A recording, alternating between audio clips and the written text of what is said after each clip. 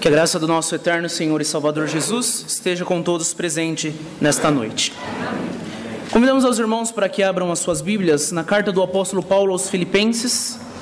Carta do apóstolo Paulo aos Filipenses no capítulo 1. Leremos do versículo 1 ao versículo de número 11. E nos diz assim a palavra do nosso Deus: Paulo e Timóteo, servos de Cristo Jesus, a todos os santos em Cristo Jesus, inclusive bispos e diáconos que vivem em Filipos, graça e paz a vós outros da parte de Deus, nosso Pai, e do Senhor Jesus Cristo. Dou graças ao meu Deus por tudo que recordo de vós, fazendo sempre com alegria súplicas por todos vós, em todas as minhas orações, e pela vossa cooperação no Evangelho desde o primeiro dia até agora. Estou plenamente certo de que aquele que começou a boa obra em vós há de completá-la até o dia de Cristo Jesus. Aliás, é justo que eu assim pense de todos vós, porque vos trago no coração, seja nas minhas algemas, seja na defesa e confirmação do Evangelho, pois todos sois participantes da graça comigo. Pois minha testemunha é Deus, da saudade que tenho de todos vós, na terna misericórdia de Cristo Jesus.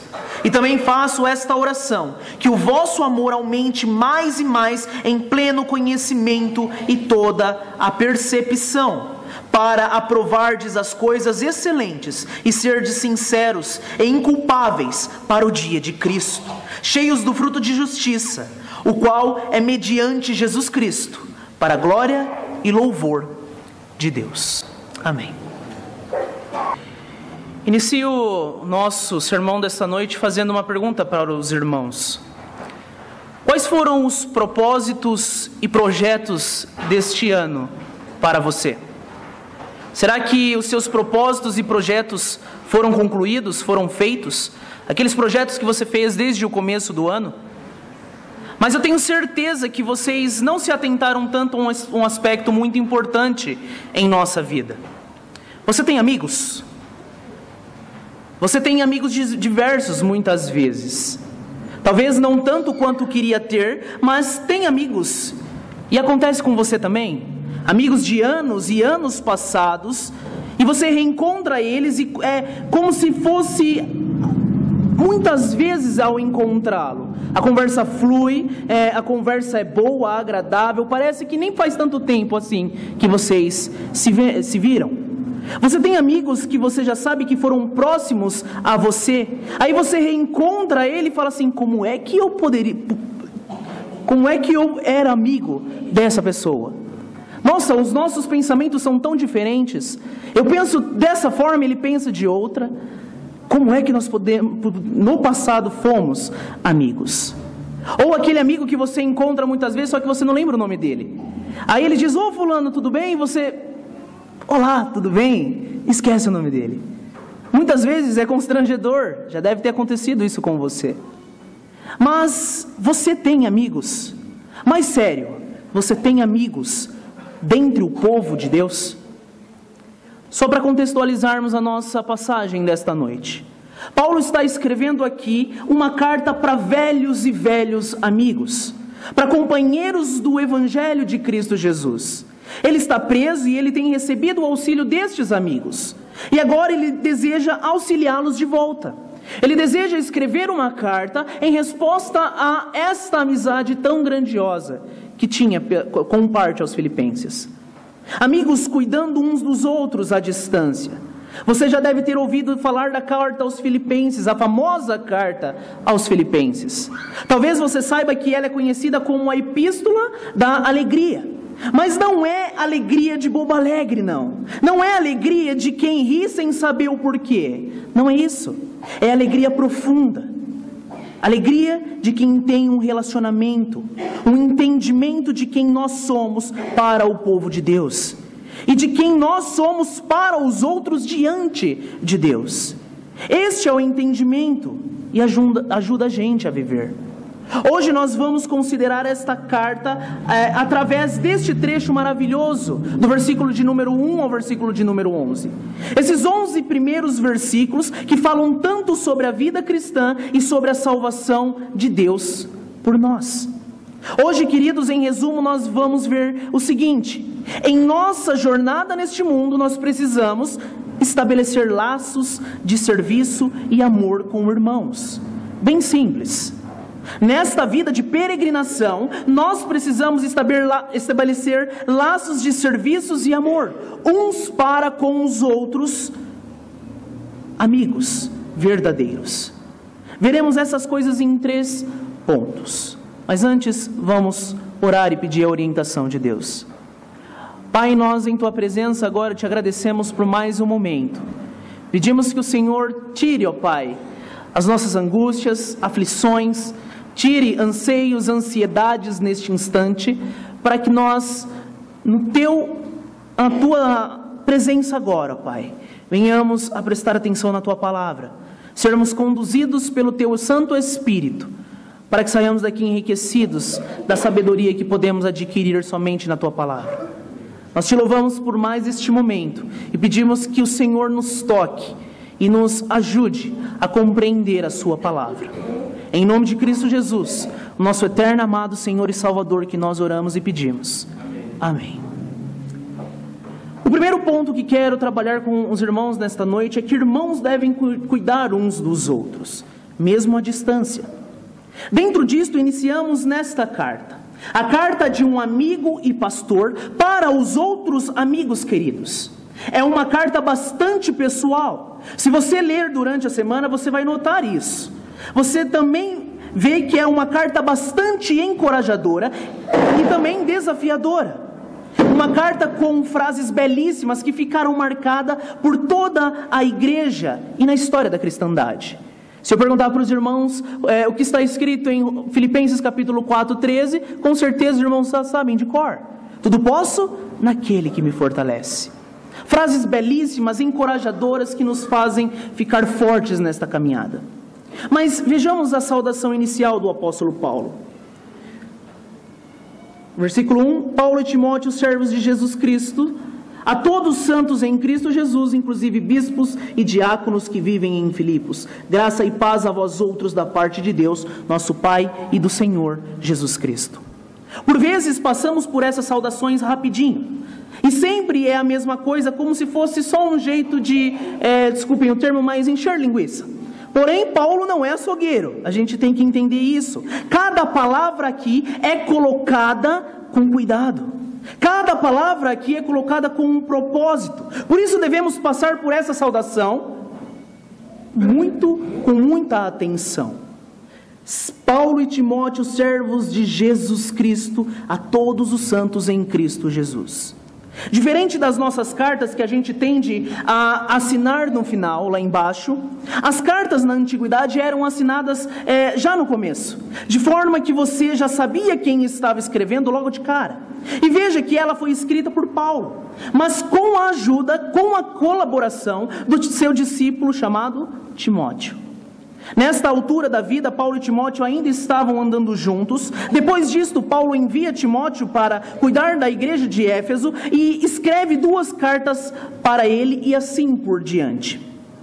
Mas para quem é essa carta? Essa carta, para quem é endereçada?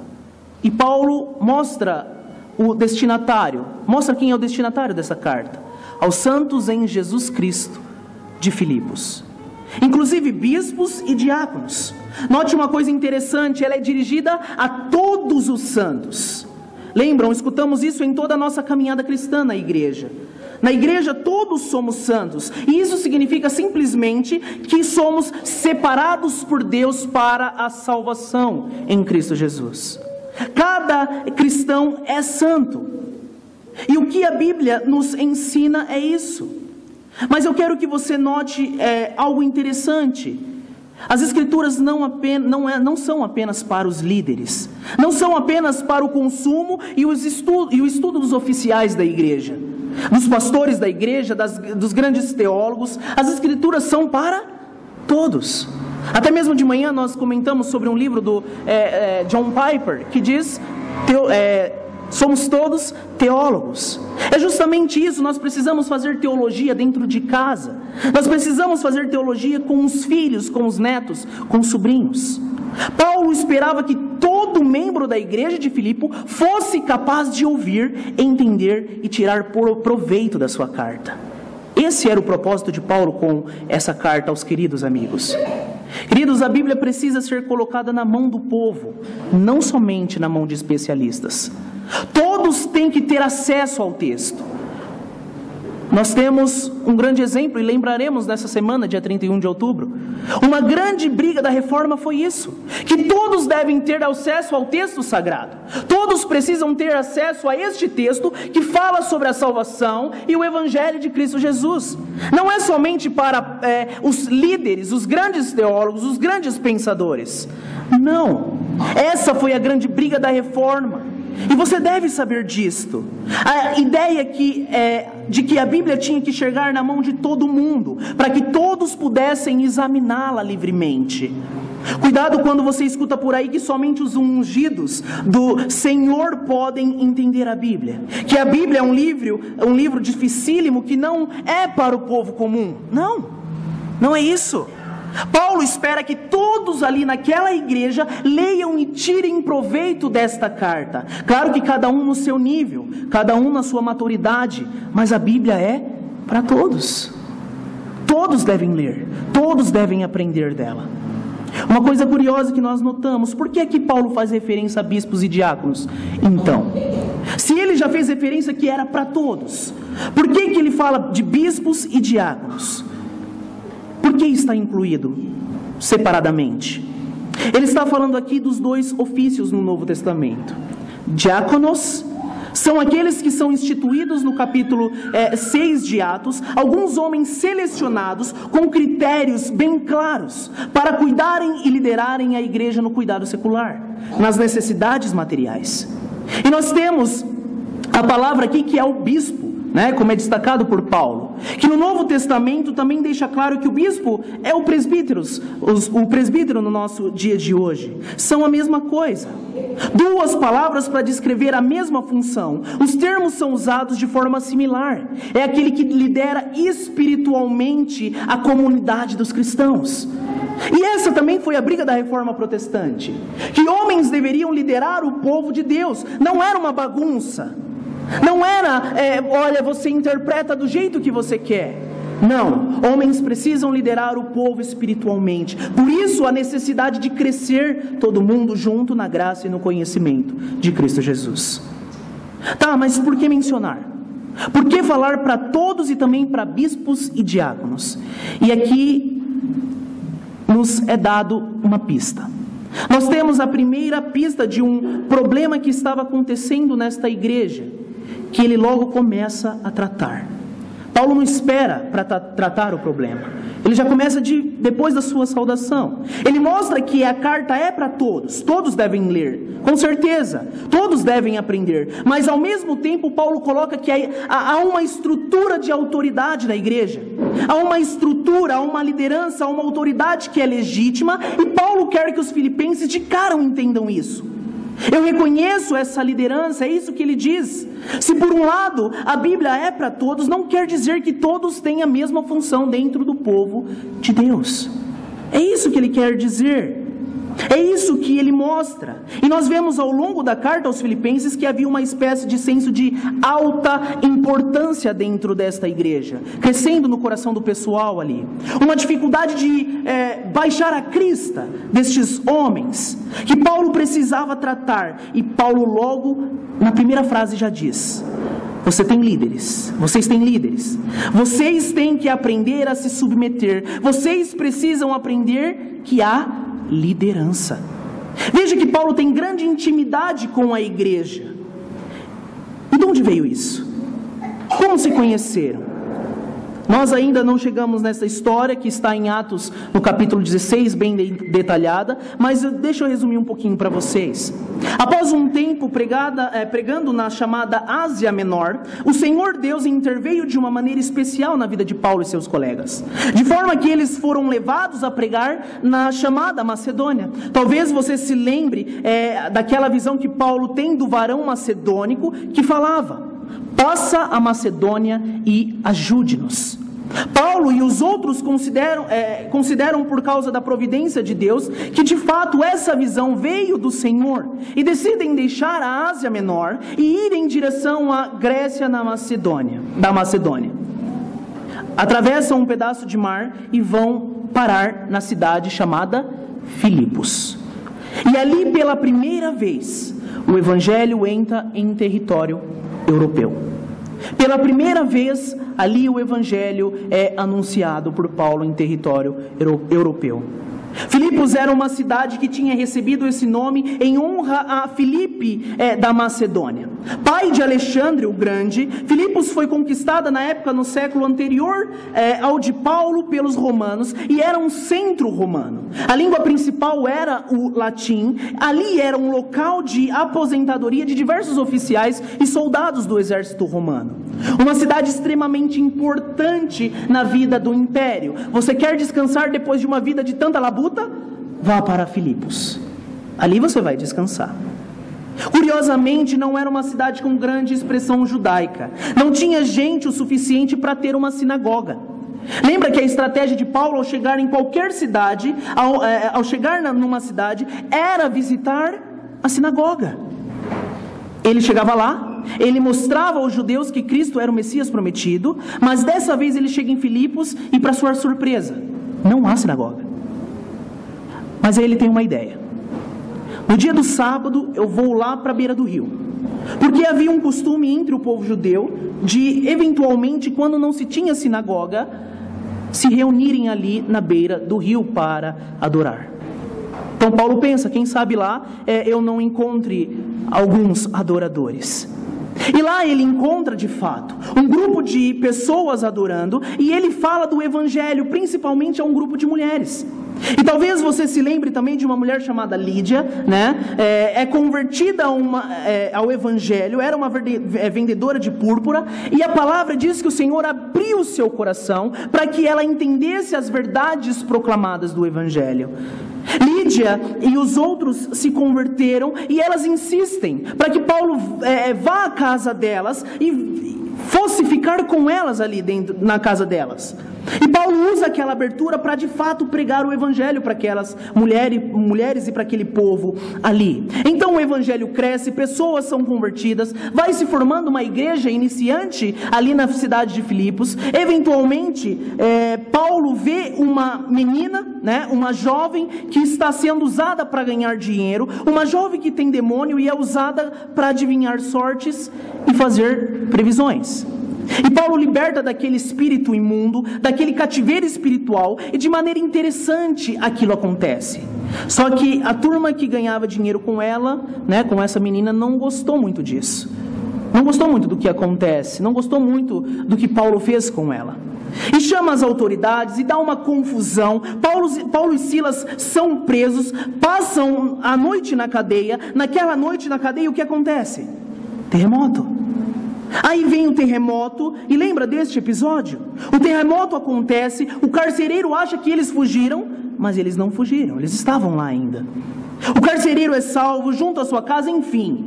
Muitos eventos acontecem ali na cidade de Filipos. Por isso Paulo tem grande recordação destes irmãos.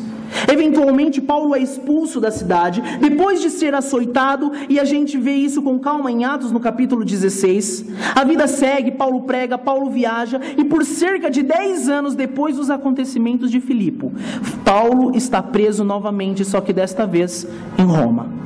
Os eventos lá em Atos 26 e 28, ele escreve essa carta para os seus velhos amigos discípulos em Filipe, e fala: eu vos trago no coração, eu vos trago nas minhas algemas.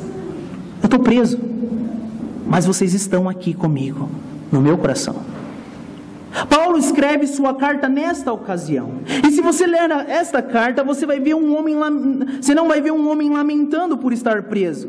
Você não vai ver um homem chorando sem parar. Não vê um homem triste, arrasado por estar na cadeia. Não, de maneira nenhuma.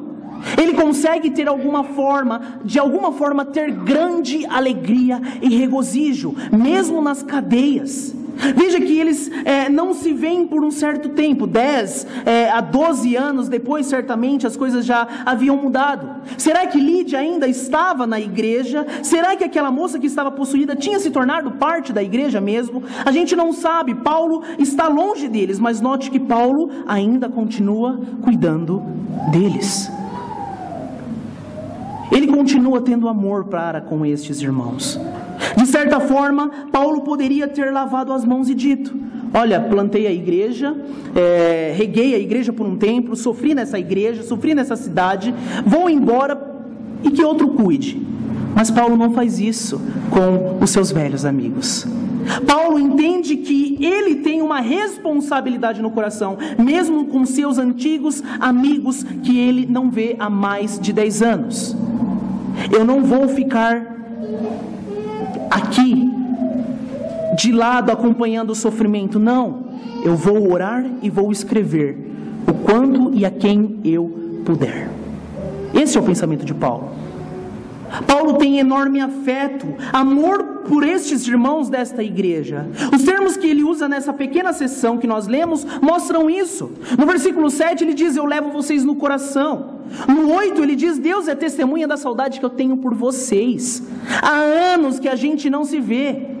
Paulo entendia a sua responsabilidade como amigo cristão para com aqueles homens e mulheres, seus irmãos e irmãs de caminhada.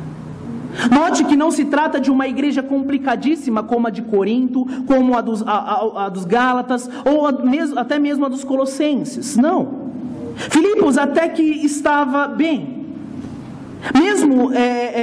Mas não é porque uma igreja está relativamente bem e saudável que seus membros podem parar de crescer. Não é porque está tudo bem que a liderança da igreja deve fechar os olhos para coisas pequenas. Qual é um dos bordões da reforma? Reformando sempre.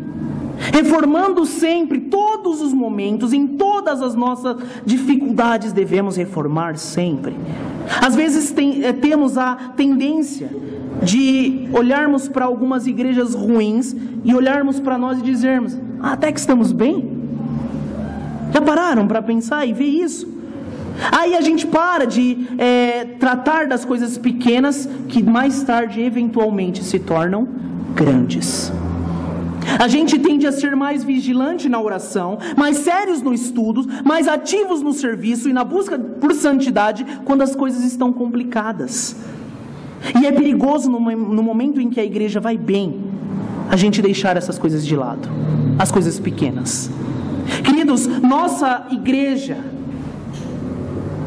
muitas vezes em nossa igreja dizemos: estamos bem, mas os problemas são pequenos e não tratamos. Nós não estamos tendo grandes crises, não estamos tendo grandes tremores, terremotos, tragédias entre nós. Temos sofrimentos daqui e ali, um problema aqui e ali, mas não deixemos a situação boa. Não deixemos que essa situação aparentemente boa impeça que sejamos vigilantes. É isso que Paulo mostra inicialmente aos seus amigos filipenses. Paulo continua cuidando deles. Paulo continua cuidando deles mesmo à distância. Se um filho de vocês for estudar em uma universidade muito longe, você esquece deste filho.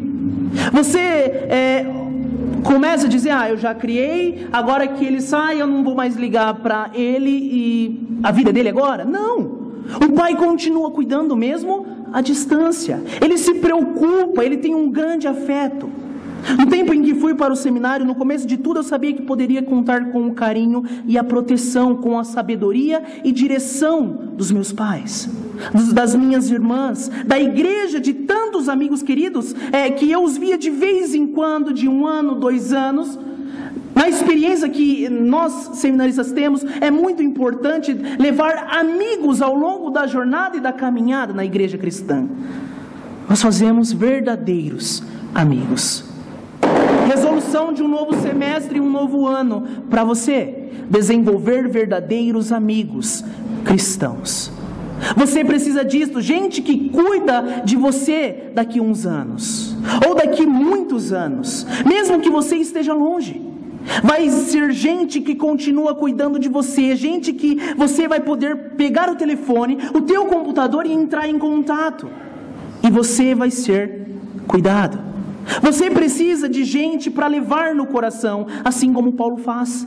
E tem mais, você precisa ser levado em corações por aí. Você precisa disto, meu irmão, minha irmã. Paulo, o grande teólogo, o grande missionário, o grande herói da fé, precisa de amigos cristãos que ajudem na caminhada. Nós não somos melhores e nem diferentes. Nós, em nossa arrogância, muitas vezes achamos que somos capazes de andar sozinhos, mas não somos. Use as ferramentas que Deus te deu. Alguns de nós, por natureza, somos mais introvertidos a relacionamentos, não gostamos de grupos, grupos te deixam exaustos. Você não precisa ter 1 milhão de amigos, mas 2 ou 3 bons você precisa ter, para te ajudar na caminhada. Dentro das suas possibilidades, temperamento, você precisa de gente aqui nesta igreja que vai sentir a tua falta se você sumir. Você precisa de gente que não vai deixar você para lá, não vai deixar barato se você sumir. Se precisar, escreve uma carta. Se precisar, vai atrás. Se precisar, envolve líderes. Você precisa de amigos assim.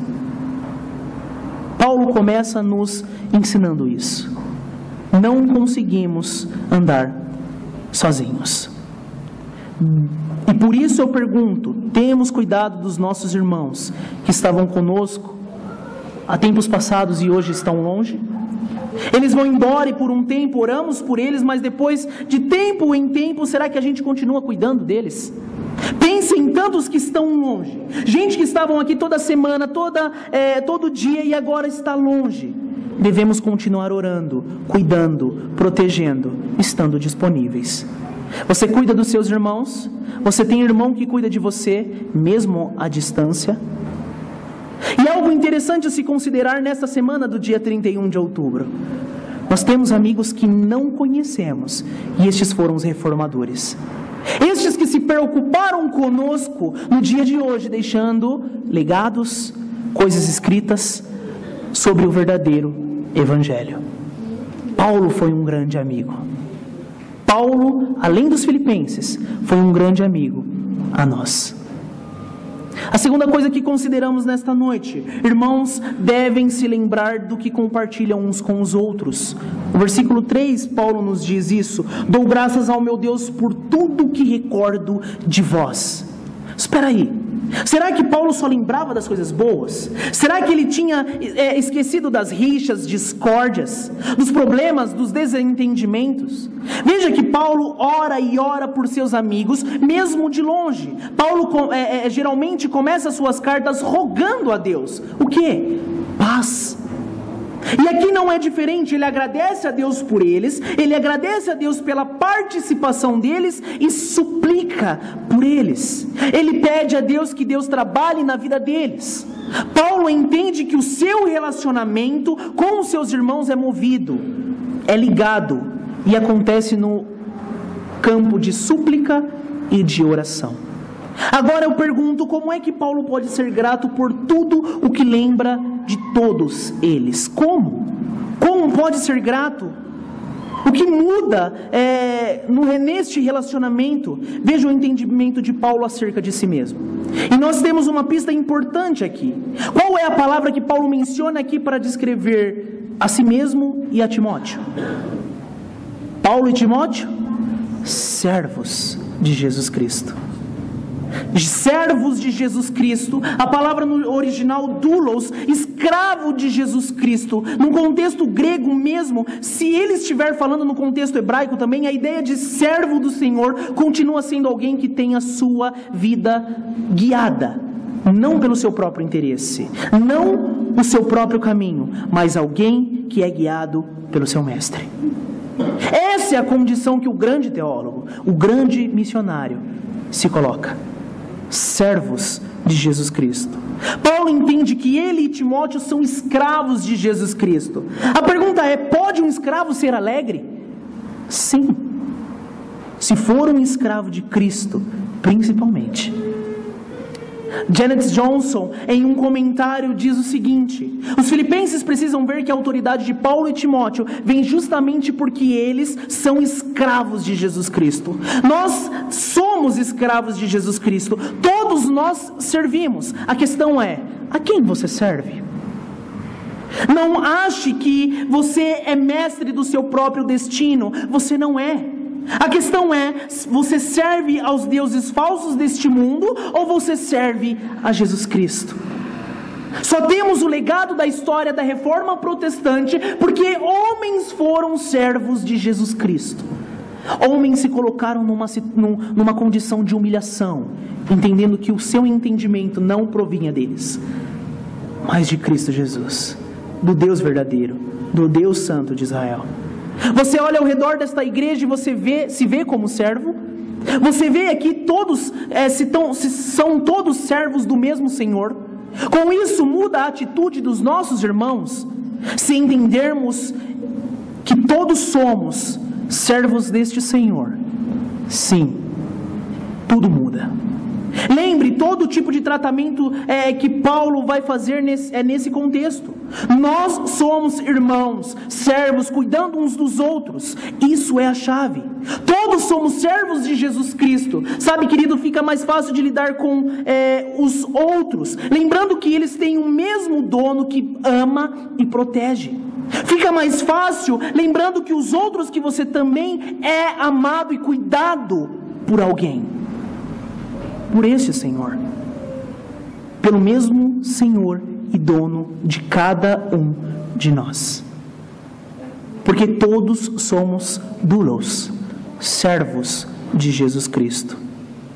Você sabe que Paulo passou por tudo nesta vida: perseguição, gente querendo matá-lo, naufrágio, picado de cobra, prisão, tudo por pregar o Evangelho.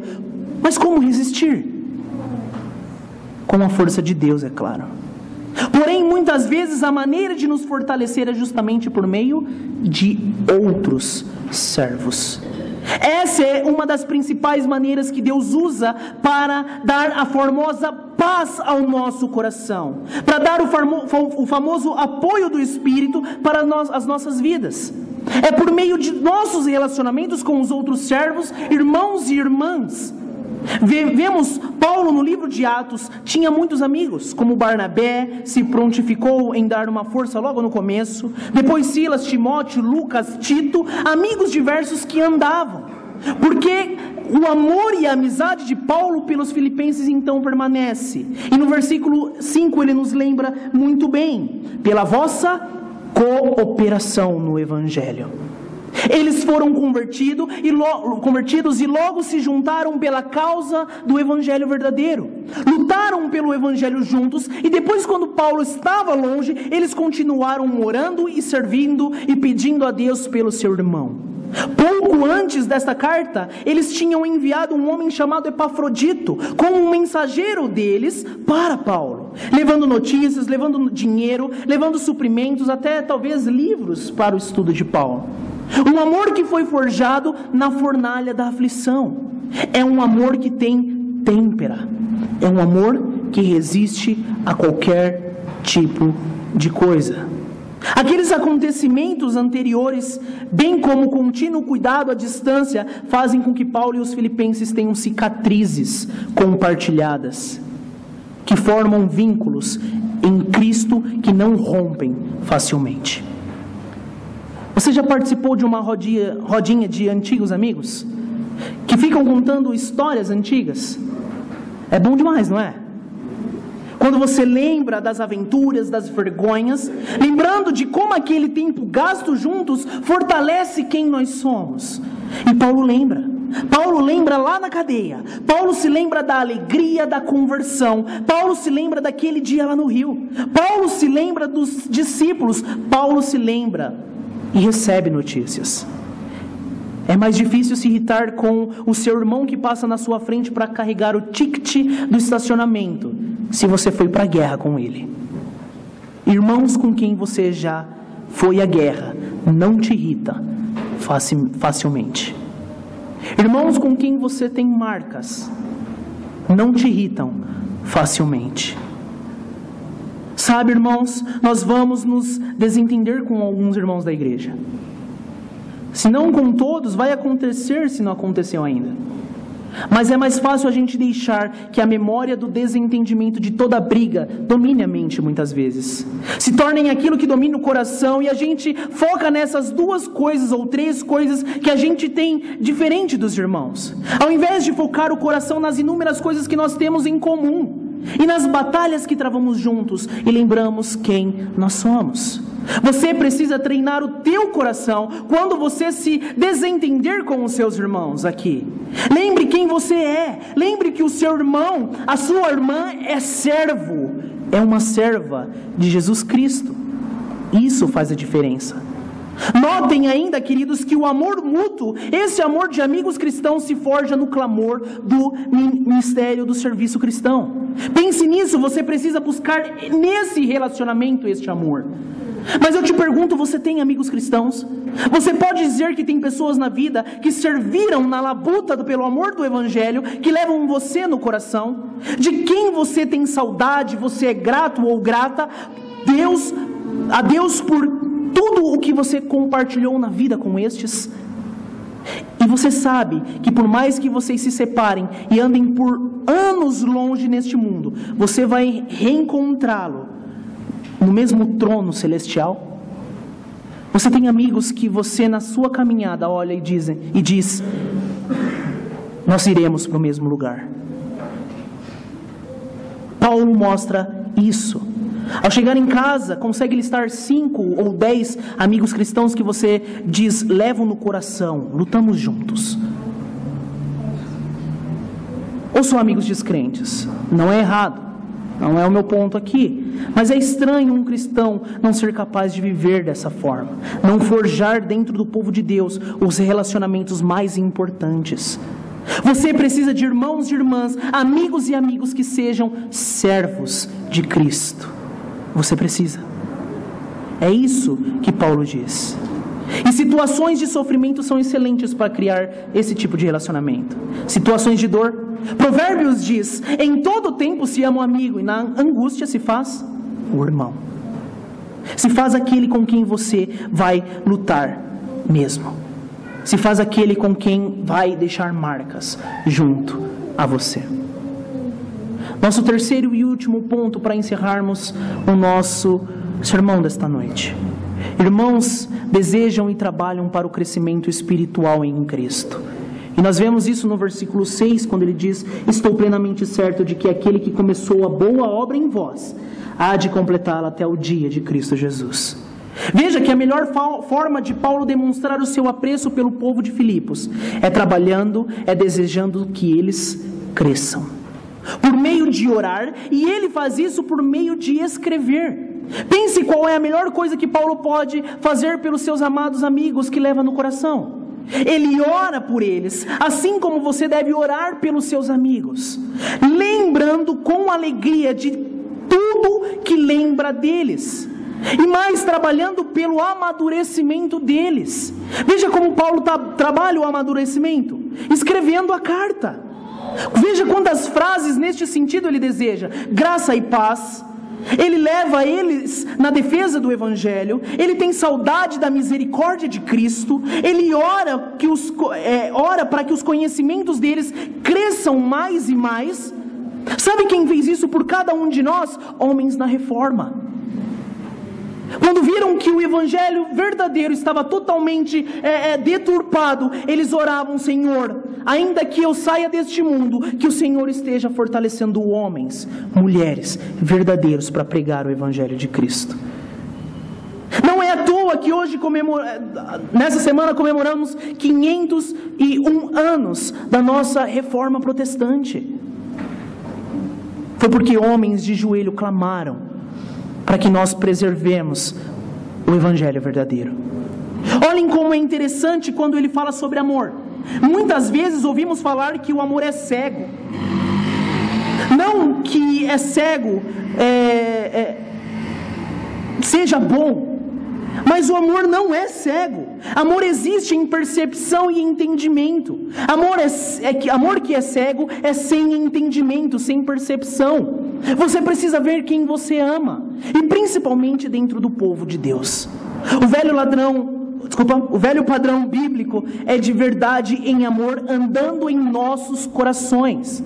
O verdadeiro amor envolve guiar o amado para a realidade, para a maturidade, não mantê-lo isolado numa falsa espécie de bolha, não. E Paulo fala: eu quero que vocês aprendam a provar o que é excelente, eu quero que vocês sejam sinceros, eu quero que vocês sejam inculpáveis, eu quero que vocês produzam frutos da justiça, que só é possível por amor a Cristo Jesus, e sejam inculpáveis no dia do Senhor. Essas coisas que Paulo deseja para os seus velhos e queridos amigos. Você deseja isso para os seus irmãos?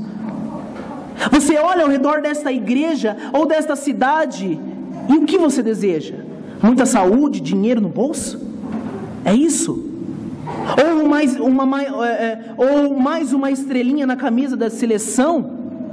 Ou que case, passe no concurso, coisas boas, úteis? Mas você ora, você deseja ou trabalha para que seus irmãos cresçam na fé nesse Senhor?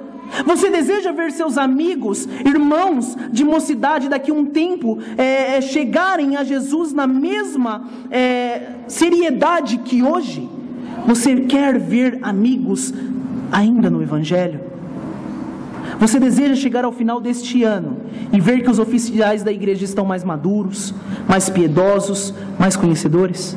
Você deseja ver os irmãos crescendo ou está mais preocupado com o seu umbigo? Ou está mais preocupado com o seu ego? Paulo sabe que parte do trabalho e parte da relação de amor com seus irmãos é continuar ensinando como apóstolo, corrigindo, repreendendo, animando. E ele faz isso com os filipenses. Ele vai empurrá-los para cima de Cristo, porque ele sabe que apenas Jesus Cristo pode fazer o que é preciso. A única forma de provar as coisas que são excelentes, serem sinceros, inculpáveis e serem cheios de fruto de justiça, é se estiverem agarrados em Cristo Jesus. Olha que coisa deliciosa. Paulo plantou a igreja, Paulo regou a igreja, mas agora como apóstolo ele continua cuidando desta igreja.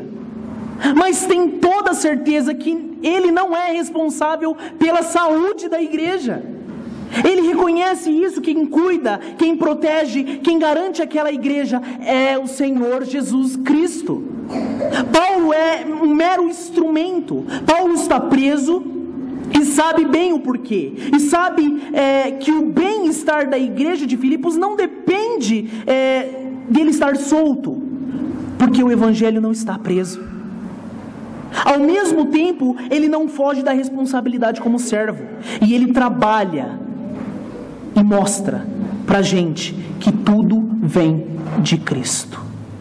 Estou plenamente certo que aquele que começou a boa obra em vós há de completá-la até os dias de Cristo Jesus. É essa certeza um dos versículos mais famosos do Novo Testamento. E em boa razão, porque ele sozinho ensina coisas maravilhosas sobre a salvação. Isso já refuta um erro chamado pelagianismo, um erro que ensina que o homem é bom em sua natureza e capaz de iniciar a sua salvação. Não, é Deus quem inicia. Refuta também o arminianismo, que diz que a salvação depende totalmente da escolha humana. Não, Paulo mostra que não são capazes nem de começar, quanto menos de terminar. É Jesus Cristo quem faz tudo. É tudo por Ele e para Ele e por meio dEle, para a glória do seu santo nome. É isso que Ele ensina. E Paulo entende que só começa, mas Deus começa e termina o que começa. Deus termina o processo de salvação em nós. Ele garante que nós seremos aquilo que Ele quer que nós sejamos. E com isso refuta a ideia, por exemplo, que a santificação é uma obra nossa. Não, Deus salvou agora, Deus termina. Isso que ele diz. Deus começa e também Deus termina. E tudo isso é pela graça. Favor imerecido.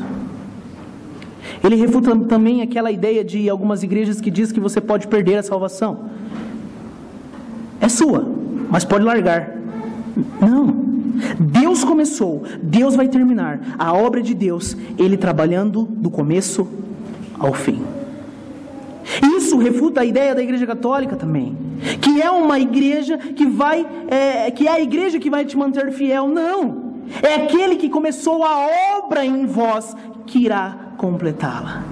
É Ele mesmo quem vai fazer, o próprio Deus, o próprio Senhor de todas as coisas.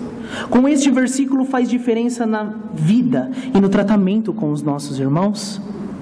Ou é apenas uma verdade teológica para passar abatido?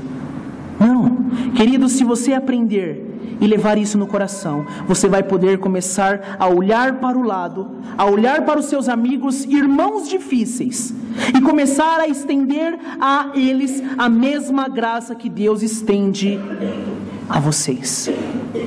Será que você pode entender que o seu irmão é uma obra incompleta e ser mais gracioso com ele? Entendendo que a tua irmã ainda está sendo trabalhado, o teu irmão ainda está sendo trabalhado, será que você pode ser mais paciente com ele ou com ela? Ao ver que todos nós ainda erramos e tropeçamos e pecamos e estamos sendo trabalhados por Deus, você vai começar a ser mais longânimo, paciente com seus irmãos? Será que você vai conseguir estender a graça, a mesma que é estendida a você? A olhar para os seus líderes, para os seus filhos, para o seu cônjuge, e entender que são obra em processo e em progresso? Ou você espera deles uma perfeição que odiaria que esperassem de você? Essa é a diferença da igreja e qualquer sociedade humana. Nós somos um processo em andamento, de um povo sendo redimido por um Redentor, Jesus Cristo, rumo a um lugar celestial. E o que ele começa, ele termina. Paulo tem plena certeza disso, que a obra da vida deles não depende de Paulo. Ele sabe, Deus vai fazer esta obra. Que neste dia do Senhor Jesus Cristo, se nós estivermos em Cristo, triunfaremos, porque a justiça é dele, porque nosso pecado foi lavado por ele, porque a cruz nos une, nos faz viver. A cruz é onde nosso bom amigo morre por velhos e maus amigos, e nós faz parte dele. Ele morreu sozinho para que pudéssemos viver juntos. Este é o Senhor Cristo Jesus. Você que está aqui e talvez não faça parte destes discípulos de Jesus, talvez tenha gente aqui. A Bíblia ensina claramente que um dia você terá de comparecer diante do Deus do universo e apresentar frutos de justiça. A Bíblia fala também que por nossas próprias forças não somos capazes de fazer isso. Que há apenas um caminho, um sangue, há apenas uma possibilidade, e esse é Cristo Jesus. Somente Ele pode começar, somente Ele pode terminar. Você precisa levar a sério a criação de relacionamentos de amizades, principalmente com gente cristã. Gente que você vai levar no coração, gente que vai cuidar de você, gente que vai trabalhar com você, gente que vai contribuir com o seu crescimento, e Deus vai usar você para santificar os outros. Esse povo difícil.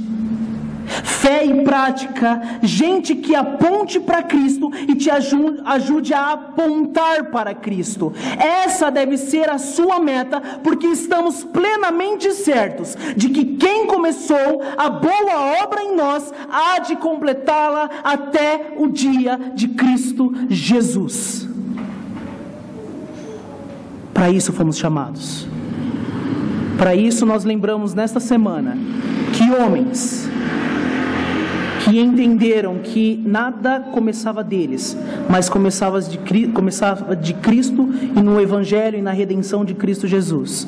Através destes homens, no dia 31 que lembraremos, podemos todos juntos ouvir sobre o verdadeiro Evangelho. Paulo fez isso com seus velhos amigos. Que nós também venhamos a fazer com os nossos velhos, presentes e futuros amigos por toda a nossa vida. Que o Senhor assim nos abençoe e aplique a sua palavra cotidianamente em nosso coração.